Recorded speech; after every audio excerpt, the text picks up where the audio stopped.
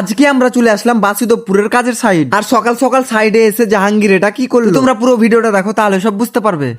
So hello everyone, আমি খাবির। তোমরা সবাই কেমন আছো? আর তোমরা তো জানো যে আমি 50 দিনে 50টা ব্লগ আপলোড করে আমার 8000 থেকে 15000 ফলোয়ার্স কমপ্লিট করার চ্যালেঞ্জ করেছিলাম। আর আজকে হচ্ছে তার 19 নম্বর ব্লগ। তো তোমরা ব্লগটা শেষ পর্যন্ত দেখতে থাকো। আজকে আমি আর জাহাঙ্গীর দা চলে এসেছি বাসুদেবপুরের কাজের সাইডে। তো এই সাইডটা অনেকদিন ধরে বন্ধ ছিল, তাই তোমাদেরকে ব্লগ ভিডিও করে দেখাতে পারিনি, কারণ তখন আমি ব্লগ ভিডিও করতাম না। আর এই সাইডে কি কি কাজ বাকি আছে তোমরা আমার ব্লগ ভিডিওতে দেখতে পাবে। তো সবের উপরের সিঁড়িঘরে অল্পট্টি মারতে বাকি ছিল, তাই এটা আমরা 1 কোট অল্পট্টি মারতে লেগেছিলাম। তো আমাদের কাছে নতুন মেশিন থাকার সত্ত্বেও হাতে অল্পট্টি শান্ত হচ্ছে, কারেন্ট নাই, তাই তো আমরা অনেক কষ্ট করে 1 বালতি পুট্টি সেনে কাজে লেগে যাই। আর আজকে কিন্তু আমার 9000 ফলোয়ার্স কমপ্লিট হয়ে গেছে। তো এদিকে নিজ নিজ সিঁড়িঘরে অল্পট্টি মারা হয়ে গেছে। তারপর আমাদের ভাড়া বাঁধতে হবে। তো ভাড়া বাঁধার আগে আমরা চা খেয়ে নিই। তো চা খাওয়ার পর আমি আর জাহাঙ্গীর ভাড়া বাঁধতে লেগেছিলাম। তো আমরা ঝন্ড করে পাটাপাট ভাড়াটা বেঁধে ফেললাম। তারপর আমরা ভাড়াতে চেপে কাজ করতে লাগলাম। তো আমরা অনেকক্ষণ কাজ করার পর সিঁড়িঘরটা 1 কোট অল্পট্টি মারা হয়ে যায়। তো এদিকে আমরা খাওয়া দাওয়া করে নিলাম। আর খাওয়া দাওয়া হয়ে যাওয়ার পর একটু রেস্ট নিয়ে আমরা আবার কাজে লেগে পড়ি। এদিকে আমরা সিঁড়িঘরে 2 কোট অল্পট্টি মারতে লেগেছিলাম। তো আজকের মতো আমাদের কাজটা এখানেই শেষ হয়ে যায়। আর সিঁড়িঘরের উপর